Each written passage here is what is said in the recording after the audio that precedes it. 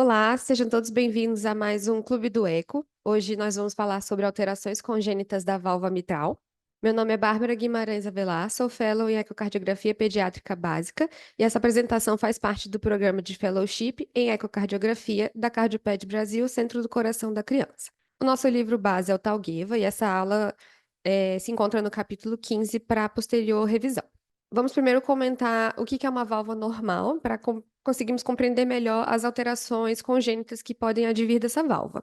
Então, o aparelho da válvula mitral, ele é composto pelo anel valvar, pelos folhetos, as cordas tendíneas e os músculos papilares do ventrículo esquerdo. As anormalidades em qualquer um desses elementos, eles podem resultar em vários tipos de doença da válvula mitral.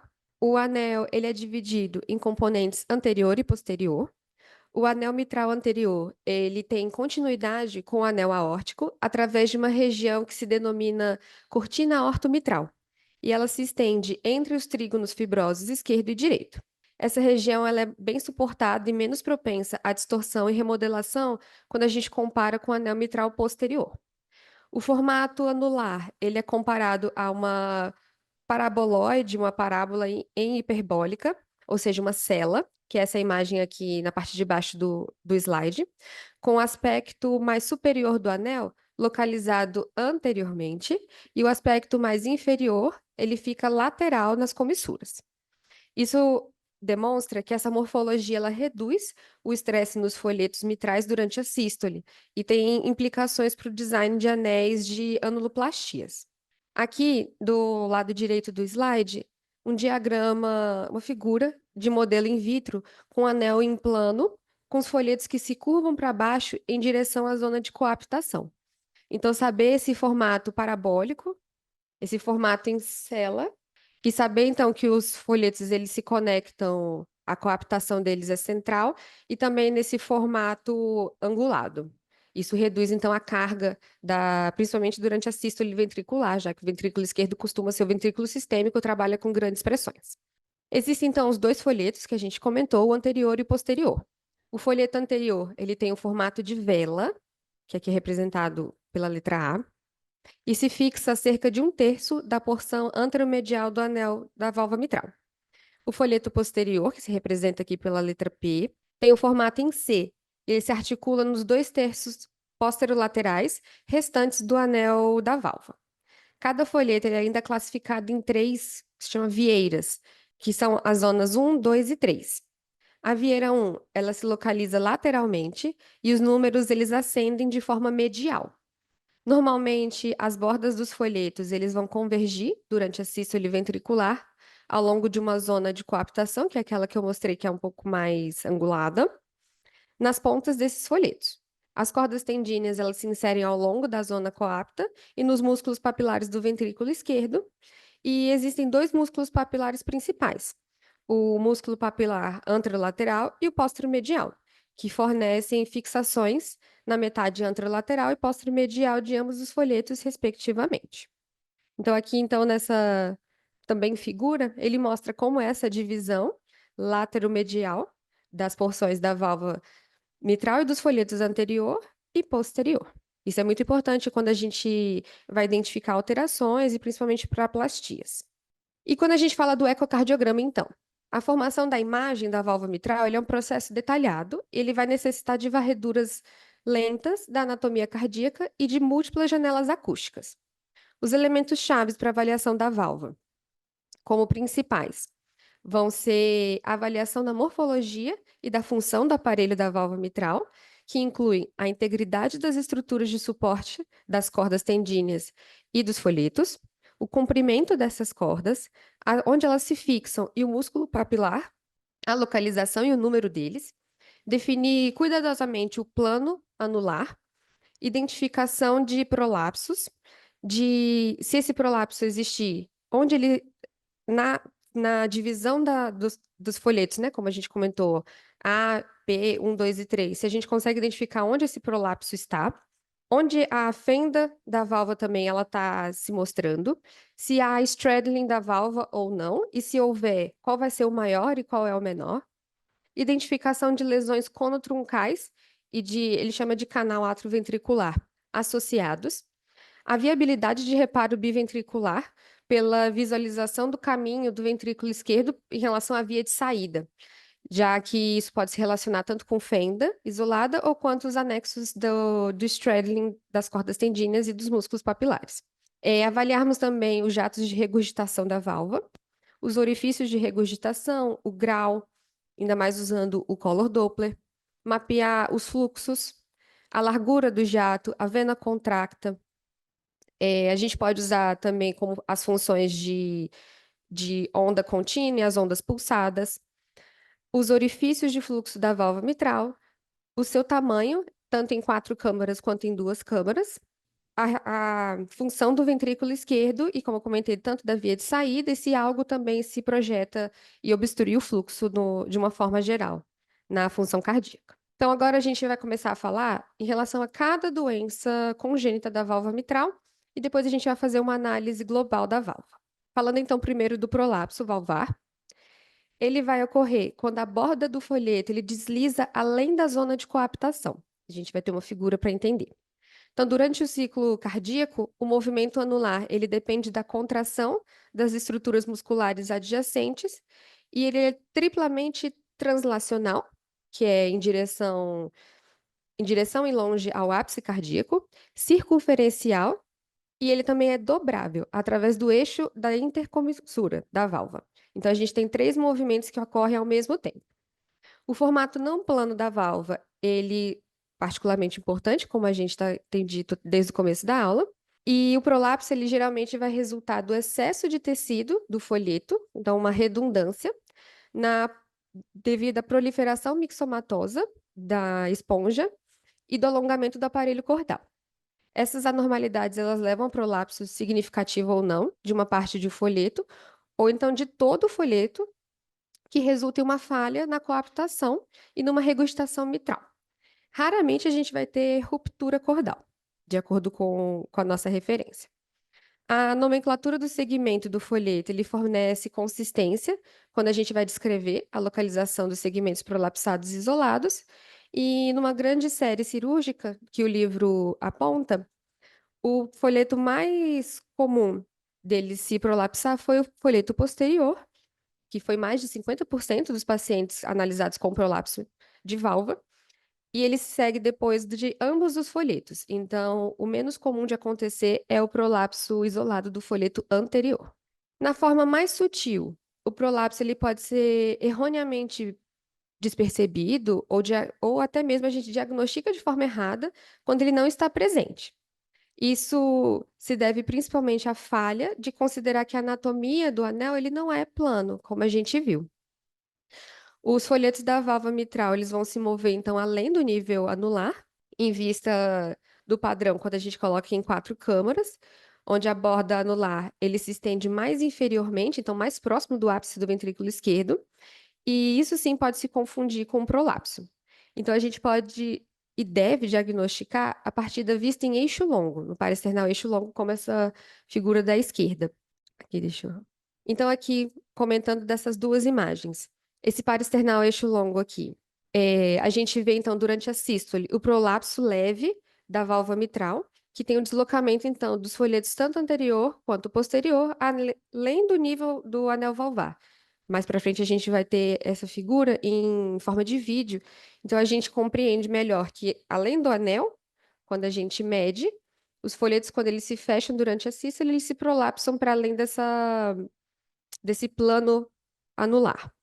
E nessa imagem da direita, é uma visão tridimensional da válvula mitral, exibida na visão cirúrgica padrão. Então a gente está vendo pela vista do lado atrial, com a válvula mitral aqui prolapsando, aqui o apêndice atrial e a válvula aórtica. A gente também tem um vídeo dessa imagem para compreender melhor onde esse folheto posterior, nessa imagem de cá, se prolapsa. Em relação ao cleft ou fenda, quando se investigou de forma patológica o cleft ou a fenda, percebeu-se que tem duas entidades isoladas em relação a esse tipo de doença. Então, quando a gente tem uma válvula mitral com fenda isolada, ela pode coexistir com uma conexão conotruncal anormal ou então com uma conexão conotruncal normal. Então, quando a gente tem a associação da válvula mitral e o conotruncus anormal, as inserções da fenda elas são tipicamente inseridas no miocárdio subarterial do ventrículo esquerdo, em um local mais vertical. Isso pode levar à obstrução do trato de saída do ventrículo esquerdo, e uma válvula mitral isolada com esse conotruncus, que não é habitual, tem uma relação entrada e saída ventricular que é normal. E isso se difere de uma fenda do tipo canal atrioventricular, como o Talgeva diz. Também não tem nenhuma associação com trissomia do 21, e essa fenda isolada com as grandes artérias, quando elas se relacionam de forma normal, as inserções das fendas são mais horizontais em relação ao septo ventricular, com uma relação entrada-saída reduzida, e a relação com a trissomia do 21 ela é mais frequente. O reconhecimento desses dois grupos distintos, ele é fundamental para explicar a localização vertical da fixação da fenda, e na fenda isolada com essa relação normal da grande artéria, elas podem, a fixação da fenda pode se inserir no septo membranoso, quando o septo é intacto, ou na crista do septo ventricular, quando a gente tem uma comunicação interventricular associada. Funcionalmente, a fixação ela parece migrar superiormente quando o septo membranoso é intacto. Isso se resulta numa localização de fenda de forma horizontal e não tão vertical. A gente vai ter imagens para ilustrar melhor isso. Então, a visualização das inserções da fenda, ela é melhor obtida com uma visão em eixo curto subxifoide ou subcostal, como são essas duas imagens. Uma válvula mitral de fenda isolada, com conotruncus anormal, como a gente comentou, tem mais inserções de fenda posicionadas verticalmente perto do fluxo de saída do ventrículo esquerdo. E o exame da válvula mitral, ele é focado em determinar se a obstrução do trato de via de saída ele é presente ou não, e se a fenda interfere com o caminho potencial do ventrículo esquerdo para a grande artéria relacionada. Pode ser a aorta ou a pulmonar, isso vai depender se a gente tem uma relação normal ou não. E ela é melhor realizada nas janelas subcostal modificadas, que a gente vai conseguir então examinar de forma integral essa via de saída do ventrículo, que é o que a gente coloca no subcostal, ou subxifoide, anterioriza ou não, e angula o eixo do transdutor. Aqui nas duas imagens, na imagem da direita, desculpa, da esquerda, um quadro sistólico de uma vista modificada desse eixo curto na janela subcostal, que a gente vê então essa fenda isolada da válvula mitral numa criança pequena, com as cordas da fenda, que são a seta branca. Elas são perpendiculares ao plano de interrogação, o que fornece uma melhor visualização quando a gente compara no par external em eixo curto. A localização característica da inserção perto do septo membranoso é onde está essa seta vermelhinha. A gente também tem essa imagem em vídeo. Na imagem da direita, vai ser, então, num frame diastólico, de uma visão também do subcostal modificado, de uma fenda isolada da válvula mitral, assim num paciente com detransposição das grandes artérias. Então, a orientação vertical das inserções da fenda, que é onde tem a seta branca na imagem da direita, ela é típica para esse tipo de alteração, quando a gente tem, então, a fenda associada à alteração conotruncal.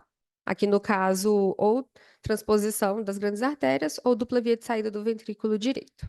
Em relação ao straddling da válvula mitral, o straddling ele vai acontecer, então, quando as fixações cordais da válvula elas estão presentes dentro do ventrículo direito, na presença de uma comunicação interventricular. O straddling, ele ocorre através do septo anterior, que é o septo de saída, e isso difere de uma válvula tricúspide com straddling, já que quando a gente fala da válvula tricúspide, ela cruza o septo na porção de via de entrada, quando a gente criteriosamente separa uma da outra. As fixações dos folhetos em relação no straddling, eles são mais tipicamente a um único músculo papilar ou a um grupo de músculos papilares que são mais próximos dentro do infundíbulo, seja no septo conal, na banda septal ou na parede livre do ventrículo. O straddling ele pode envolver o folheto anterior ou ambos os folhetos da válvula, e essa lesão está sempre associada a uma comunicação interventricular, obviamente, e a um conotruncus anormal, seja dupla via de saída do ventrículo direito ou transposição das grandes artérias. Quando a válvula mitral ela tem esse straddling, pode estar presente em cenários segmentares ou então nas vias de entrada da válvula, vê que são cruzadas. E os ventrículos eles podem ser superiores ou inferiores, tem hipoplasia do ventrículo, então várias anormalidades podem se associar a esse tipo de doença congênita da válvula. O straddling maior ocorre quando mais da metade da válvula mitral se relaciona ao infundíbulo, e normalmente o orifício ele é de tamanho adequado e raramente mais do que levemente incompetente, de acordo com Talguev. A obstrução do fluxo da via de saída, ela é rara, e os fatores de risco para a sobrevivência, ela se relacionam à presença de defeitos septais ventriculares múltiplos e não comprometidos, e é uma função geral do nosso miocárdio e das vias de saída dos fluxos. Então, a imagem da válvula mitral com straddling, ela se foca em primeiro identificar a porção principal de straddling da válvula, que é o que a gente comentou. Então, muitas vezes, se a gente tem essas cordas se inserindo no ventrículo contralateral, você vai ter uma porção principal e, às vezes, outras cordas tendíneas também se relacionam. Quando ele é menor, ele pode se relacionar a uma fenda isolada, e as visualizações subcostais, tanto padrão quanto modificadas, elas nos fornecem visualizações dessas cordas e dos músculos papilares, na localização da fixação, a viabilidade do fechamento da CIV e do reparo. E aqui é muito importante avaliar, então, onde elas se conectam, para a gente diferenciar se esse paciente vai ser uma correção biventricular ou univentricular. Aqui, então, nas duas imagens. Em relação à imagem da esquerda, a gente tem um frame diastólico, nessa visão em eixo. Aqui ele fala em eixo longo de uma janela subcostal, que perfila o maior straddling da válvula mitral numa criança com ventrículo direito com dupla via de saída. A comissura da válvula, com as fixações dentro do infundíbulo, e tem o grau acentuado desse straddling, dessa interposição das cordas tendíneas, que complica o reparo biventricular. E na imagem contralateral, que são esses pares de imagem, que é do mesmo paciente. A primeira é em diástole, a segunda em sístole, numa vista modificada em eixo curto subcostal, que mostra, então, o maior straddling da válvula mitral numa criança que tinha estenose pulmonar, com transposição das grandes artérias, e o fluxo de entrada da válvula tricúspide, ele posiciona inferiormente do straddling mitral através do fluxo de saída do septo ventricular. Aqui nessa seta, a gente tem o aspecto do straddling da válvula, ele aqui, então, interferindo nessa movimentação normal da válvula mitral. Falando de duplo orifício, na forma mais frequente, a válvula mitral que tem dois orifícios, eles existem com dois orifícios discretos, cada um com seu próprio suporte cordal e músculos papilares. Esses orifícios, eles são frequentemente divididos por uma crista fibrosa, que na verdade é um tecido normal do folheto valvar mitral. Essa separação ela pode ser limitada às pontas dos respectivos orifícios, o que poupa os aspectos mais basais, ou eles podem se estender ao longo de todo o comprimento dos folhetos. Outra variação que a gente pode encontrar, mas ela é menos comum, é uma separação muscular dos orifícios associados a essa complicação congênita, e o tamanho dos músculos papilares ele varia diretamente com o tamanho do orifício que eles se relacionam. Em uma extremidade de espectro que tem um anel cordal, um pequeno orifício anterolateral sem suporte papilar, inserido diretamente na parede do ventrículo esquerdo, ele é menos comum. Mas tipicamente as válvulas elas são relativamente de tamanhos, se não iguais, de forma bem semelhante. E quando a gente tem uma válvula mitral com dois orifícios, tem presente também um defeito do canal atrioventricular, que geralmente ele se caracteriza por um orifício póstero-medial menor. Essa válvula mitral, então, com dois orifícios, é mais prevalente com defeitos parciais do canal atrioventricular, então defeito septo atrioventricular de forma parcial, ou então também defeitos transicionais desse canal.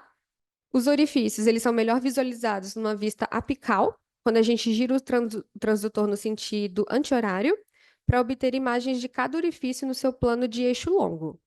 Então, é importante a gente determinar quantos orifícios são, como eles são, os fluxos que passam por eles e quais são seus papilares e cordas tendíneas. As vistas padrão do eixo curto, no parasternal e subcostal, também mostram imagens dos orifícios em face, e a varredura da válvula nesse plano vai definir a extensão da crista fibrosa, a adequação de cada orifício e a competência da válvula. Aqui nessa imagem é um frame em diástole de um plano de eixo curto parasternal, que demonstra uma válvula mitral com esses dois orifícios aqui, um em cada lado. O tamanho deles, ele é relativamente igual e a sua localização acima dos respectivos grupos musculares papilares. Falando de estenose valvar mitral, em relação à estenose, a arcada da válvula mitral, ela é bem típica na literatura, envolve os folhetos da válvula que podem estar espessados, ele diz até enrolados ou então redundantes, cordas tendíneas encurtadas com a ausência de espaços intercordais e músculos papilares que se subdesenvolvem, que podem ser muito próximos também. Esse agrupamento de achados, ele resulta numa fixação direta dos folhetos da válvula aos músculos papilares, e as cordas tendíneas podem estar completamente ausentes, e pode haver pontes de tecido fibroso anormais adicionais entre os músculos papilares. Isso se apresenta de forma grave no neonato, ou também a gente pode encontrar uma regurgitação mitral. Em relação à válvula mitral em arcada, ela se apresenta mais tarde na vida e também é muito descrito na literatura. É um achado mais comum, então é um paciente um pouco mais velho. A estenose da válvula mitral congênita, ela é referida como simétrica quando a gente implica, então, uma distribuição igual das cordas para cada músculo papilar e o tamanho igual do músculo. Isso contrasta quando a gente fala na estenose assimétrica, que se refere à localização assimétrica do músculo papilar, tamanho e na distribuição das inserções das cordas, e são encontrados em aproximadamente 30% dos pacientes.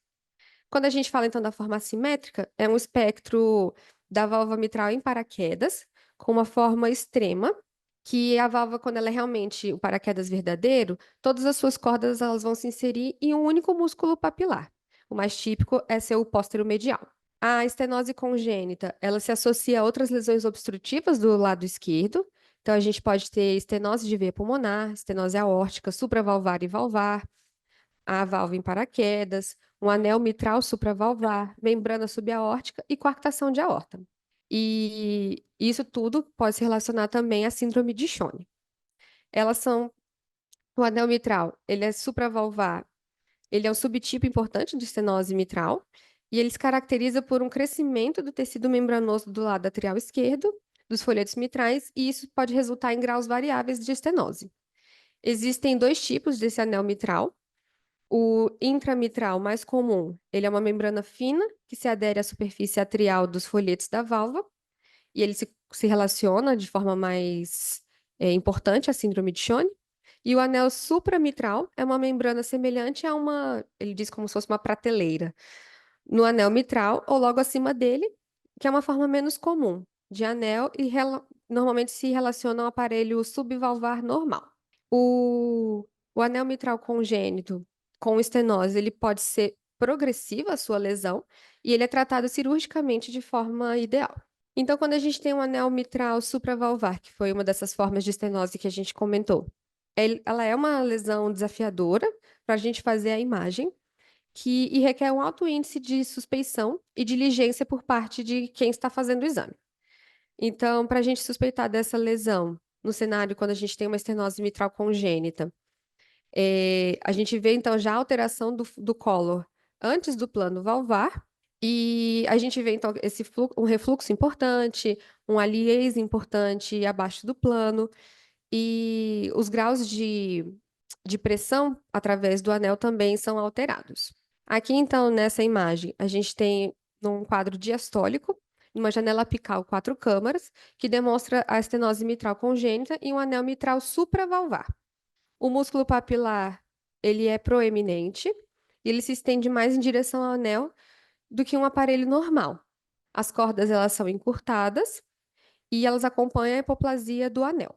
A gente vai ver essa imagem também em vídeo. O anel membranoso, que é onde tem essa seta branca, ela é vista como uma projeção fina do lado atrial do folheto e ele se estende do anel até o orifício supravalvar.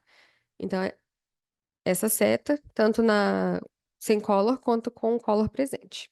Quando a gente fala da válvula mitral em arcada e paraquedas, elas também são melhor visibilizadas no apical quatro câmaras e nos planos de eixo longo e curto, quando a gente fala do ventrículo. A janela subcostal nos bebês e crianças mais novinhas normalmente fornece um rendimento maior do que uma janela parasternal, porque a gente sabe que é uma janela um pouco melhor nos pacientes menores. E varrer de forma lenta a válvula é o que vai nos dar a suspeita e o diagnóstico de uma válvula em paraquedas ou não. Então, aqui nessas duas imagens, do lado esquerdo, um quadro sistólico tardio da estenose mitral numa vista apical em quatro câmaras. A gente nota, então, esse espessamento das cordas.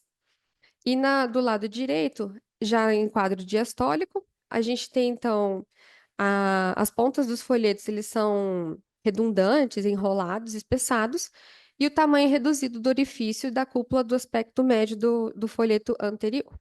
Aqui, então, a gente vê, nessa última imagem, o turbilhonamento do fluxo através, então, dessa válvula espessada e estenótica. Então, quando a gente fala de avaliar essa válvula, a gente citou algumas alterações congênitas, então eu vou ter meu paciente, como eu vou avaliar a válvula mitral no exame ecocardiográfico. Começando, então, no eixo subcostal ou subxifoide, a, que é onde a gente vai começar a nossa avaliação. A gente faz, então, a varredura da válvula, que pode começar tanto no eixo curto quanto no eixo longo, e sim ver a válvula em vários planos. Aqui, por exemplo, na imagem da esquerda, nessa varredura do eixo subcostal, mostra uma fenda isolada do folheto anterior da válvula mitral, e ele tem uma orientação horizontal das inserções da fenda com as grandes artérias normalmente relacionadas desse paciente.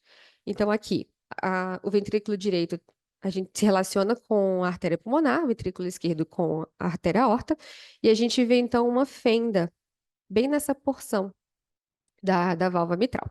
Em relação à imagem da direita, uma visão modificada desse subcostal, que mostra uma fenda isolada da válvula mitral num paciente que tinha detransposição das grandes artérias. Então, a fenda ela é mais verticalizada, de acordo com o livro, das inserções. E isso nos dá a suspeição de ser uma fenda em paciente com alteração já dos grandes vasos também. Aqui, então, nesse paciente, a válvula mitral vai estar nesse plano e a fenda ela é mais vertical. Aqui, então, ainda no subcostal, na imagem da esquerda, é um eixo longo da janela subcostal subxifoide, que a gente vê dessa vez um straddling principal da válvula mitral num lactente com ventrículo direito com dupla via de saída. Então, a comissura da válvula com straddling, ela se fixa dentro do infundíbulo e o grau acentuado, que isso é muito importante a gente ver nesse tipo de alteração da válvula mitral, ele dificulta, às vezes até contraindica, a correção biventricular desse paciente. Então, a gente vê aqui essas fixações do lado direito do ventrículo, atravessando o septo interventricular. Já na imagem da direita, é um eixo curto no subcostal, que mostra a estenose da válvula mitral. Os grupos papilares, eles são espessados e eles são muito fáceis de visibilizar, já que realmente é uma válvula, a válvula não é fina, né? A gente vê que eles são mais exuberantes aqui nessa imagem, então a gente já deve suspeitar de estenose valvar mitral. Aqui, nessa última imagem, então, quando a gente está no eixo curto, uma válvula mitral em paraquedas. A gente tem a presença, então, de um músculo papilar anterolateral hipoplásico, que não recebe as cordas tendíneas, e esse é o arranjo mais comum quando a gente fala de válvula em paraquedas. Então, todas essas fixações vão para um único grupo muscular. Então, quando a gente se estende para apical quatro câmaras, a gente avalia a função da válvula mitral em relação aos ventrículos. Aqui nesse paciente, então, a gente está falando de uma estenose valvar mitral com o anel supravalvar. Então, aqui a gente tem um músculo papilar que é proeminente, ele se estende mais em direção ao anel do que um aparelho normal. As cordas elas são encurtadas e o anel ele é hipoplástico, quando a gente mede o tamanho dele habitual. É uma projeção, quando a gente fala desse anel valvar, é uma projeção fina, que pode estar aqui, que a gente visibiliza, então, melhor sem o collar. E aqui a gente percebe, então, um importante turbilhonamento do fluxo através da válvula. Falando ainda do apical 4 câmaras, nesse paciente também com estenose mitral, é, aqui a gente vê tanto o espessamento dos folhetos e o aliasing do fluxo, aqui já em um apical 2 câmaras, a partir do nível valvar. Então, uma válvula que, quando a gente mede o tamanho, normalmente é um tamanho reduzido, os papilares são encurtados ou ausentes, e a abertura da válvula também não é adequada. Saindo do apical 4 câmaras, a gente vai para os eixos parasternais, começando pelo longo, depois o curto. Então, na imagem da esquerda, um parasternal em eixo longo. Aqui, nesse caso, a gente está avaliando um paciente com um prolapso valvar mitral. Então, quando a gente faz o plano valvar, os folhetos eles se insinuam além desse plano valvar. E na imagem da direita, é um parasternal já em eixo curto, a nível dos ventrículos, das inserções de uma fenda valvar, no paciente também com detransposição das grandes artérias. Então, aqui a gente já também no eixo curto, igual a gente viu no subcostal, a gente já tem que suspeitar da fenda aqui da válvula mitral. Aqui nessas duas imagens em parasternal eixo curto, imagem da esquerda. Na imagem da esquerda, temos as ligações da fenda com paciente com alteração no trato de via de saída. E aqui nessa válvula mitral, a gente tem uma fenda valvar.